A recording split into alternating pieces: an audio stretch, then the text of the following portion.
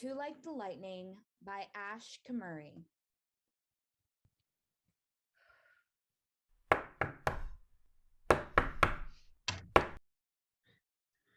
Jane, my soon-to-be wife, I wish to see. To look on you, my heart swells, my life's Run! pride. Before we wed, you must not see me. It's bad luck, for groom to eye bride. Oh, love, let superstitions be damned.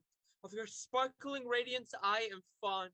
Before we vow, at your side I must stand, to holy matrimony's joyous bond. Your voice my heart yearns. It melts at your laugh. But 2 hours yet we must wait the call, as us have for a year and a half. By will and will alone, despite I fall. All of that talk, and just like so you trip. Oh, love dear, how I long to meet your lip.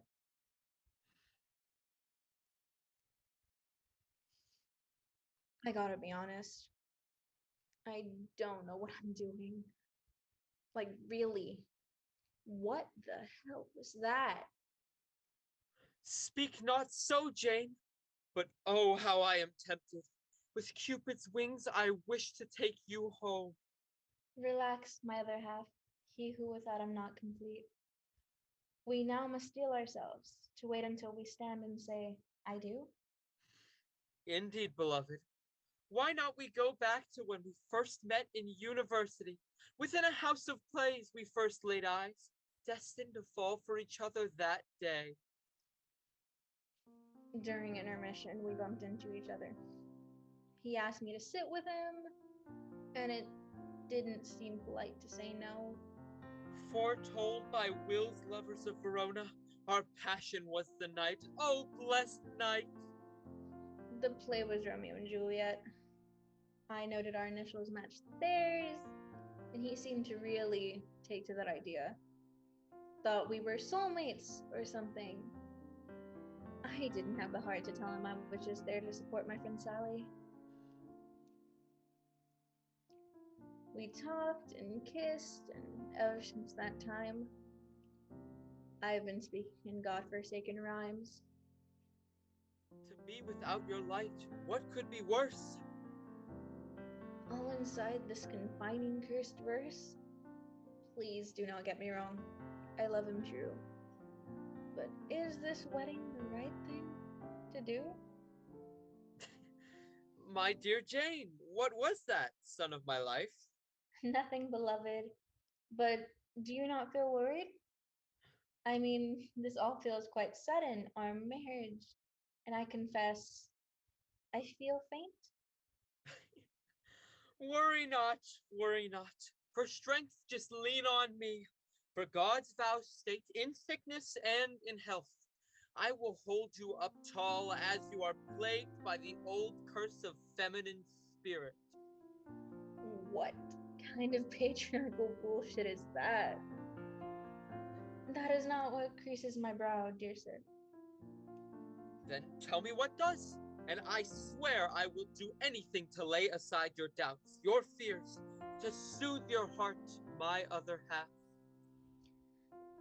To speak true, love, the problem I now face is the matter of the great father time. Just 3 years since we met, since we first spoke. Perhaps we too are acting in but haste? Good Lord! All this for that? For truest love, 3 years is 3,000.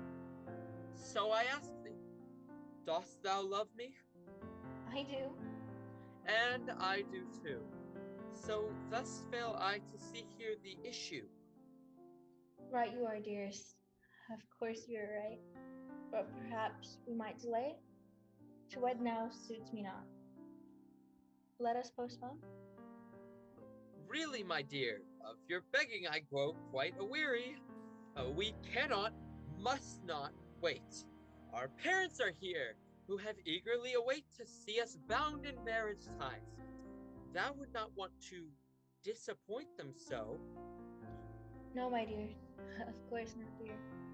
My parents are outstripped only to my love by you. They already think Ron is their son.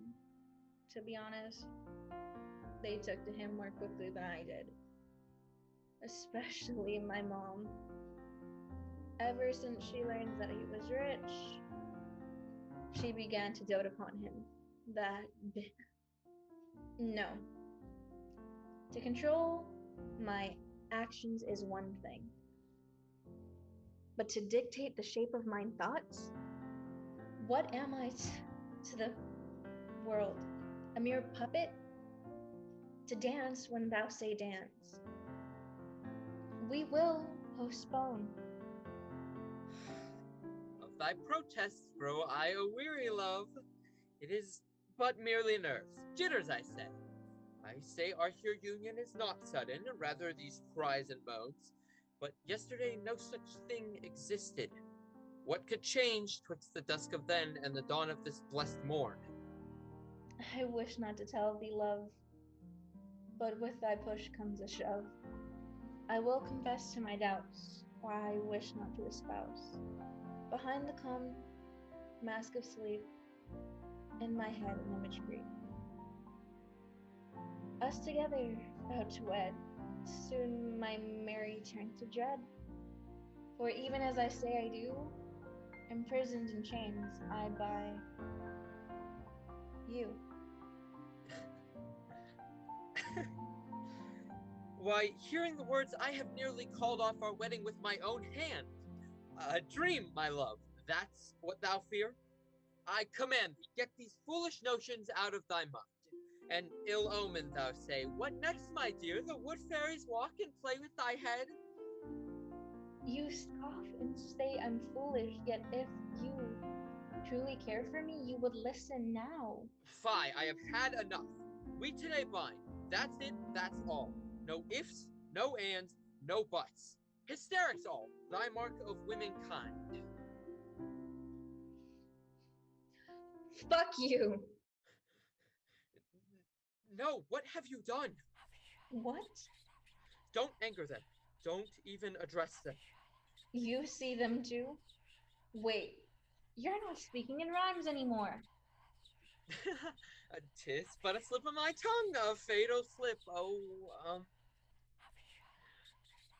Damn it, Jane! Do you see what you've done? Me? Yes, you. Why did you have to resist? All you had to do was play along with their game. Jump when they say jump. It wouldn't have been a bad life. Instead, you've damned us both. You expect me to accept the ever-judging eyes for the rest of my life? To always know I have to fall in line or face the punishment? Yes! Like everyone else does. Some find back, yes, but all fall to the ground.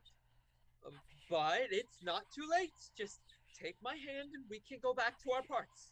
It wouldn't be so bad, would it? Yes, it would. No more pretending. You aren't the man I thought you were, or even the man I feared you to be. Just a coward afraid to choose his own path. But I can't blame you. You're a victim too.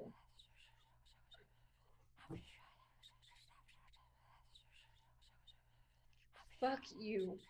Your verse, your rhymes, your chains, your wedding. I'm done with it all. Play this twisted game by yourselves, but leave me out of it. Stop putting those prying eyes before myself. Do you, Jane, take Jane to be your lawfully wedded wife? Will you love her, comfort her, keep her in sickness and in health, and forsaking all others? Be faithful as long as you both shall live? I do.